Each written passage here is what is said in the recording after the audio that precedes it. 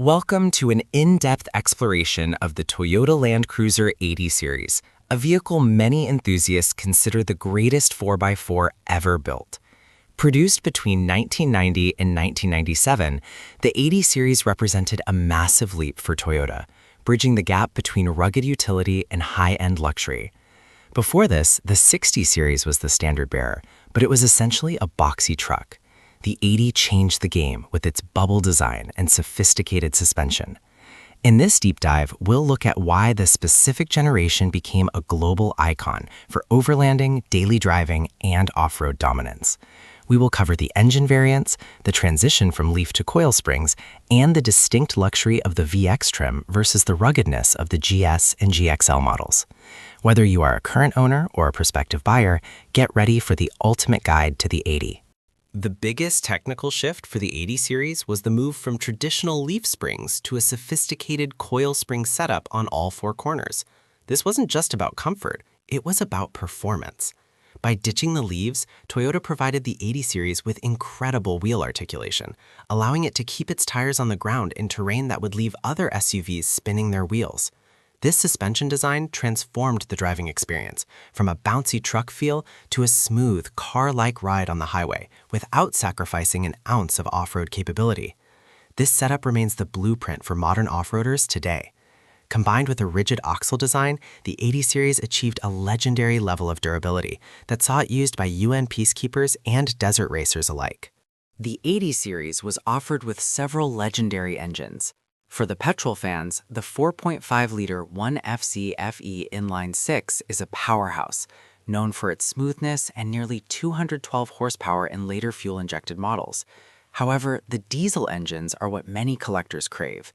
The 4.2-liter 1HDT is a 12-valve factory turbo diesel that provides massive low-end torque, perfect for towing or climbing steep dunes. Then there is the 1HC, a naturally aspirated 4.2-liter diesel, known as the million-mile engine for its sheer simplicity and reliability. These engines were paired with either a heavy-duty 5-speed manual or a robust 4-speed automatic transmission.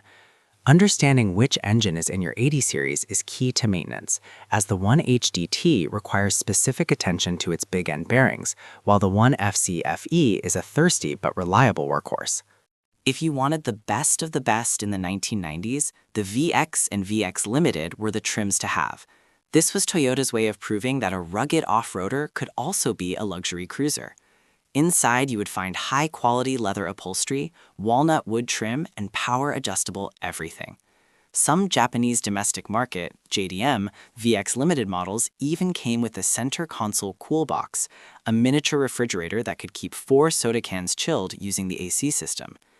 These models also featured the iconic moonroof and advanced climate control systems.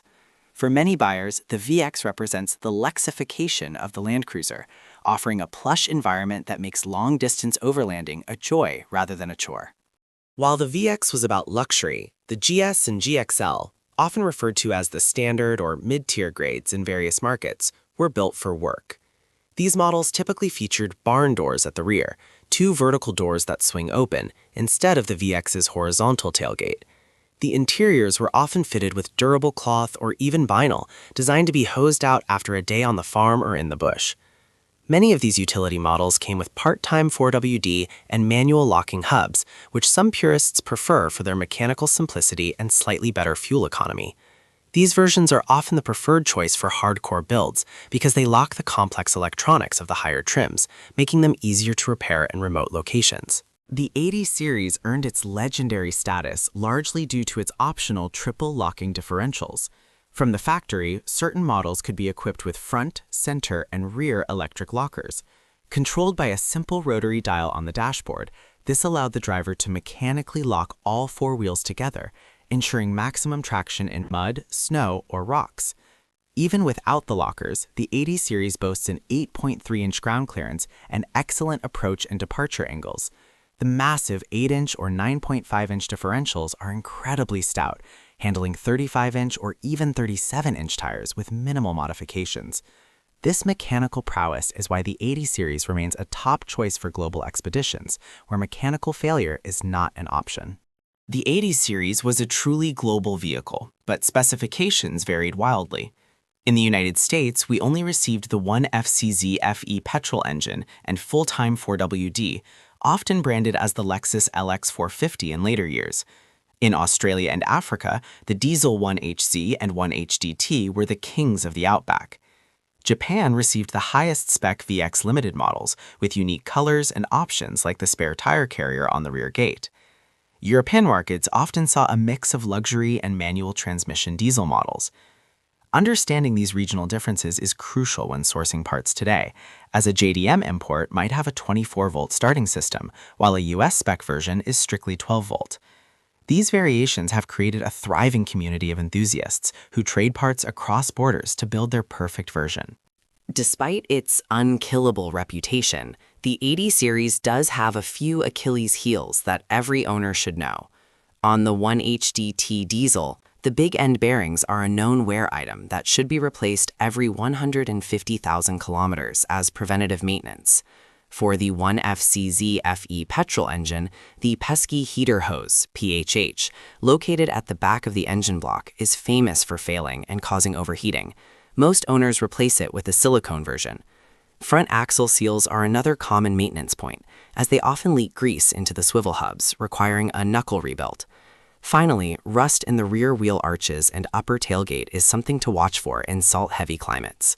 Staying on top of these issues ensures your 80 series will easily cross the 500,000-mile mark. The 80 series is perhaps the most modified 4x4 on the planet. Common upgrades start with a 2 or 3-inch suspension lift to clear larger 33 or 35-inch tires. For those with the 1HDT, adding a front-mount intercooler and a 3-inch exhaust can significantly wake up the engine's performance. Protection is also key. Heavy-duty steel bumpers from brands like ARB provide winch mounting points and animal strike protection. Inside, many owners add modern touches like Apple CarPlay head units while retaining the classic dash layout. Dual battery systems are a must-have for those running fridges or winches. The beauty of the 80 is its modularity. Whether you want a rock crawler or a luxury long-distance tourer, the aftermarket support is massive and still growing decades later. As we conclude our deep dive, it is clear why the Toyota Land Cruiser 80 series remains a pinnacle of automotive engineering. It was the last generation to feature a solid front axle globally while introducing the comfort levels we expect from modern luxury SUVs. Today, clean examples are appreciating in value, with some collector-grade models fetching over $50,000 at auction. But the true value isn't in the price tag, it is in the capability.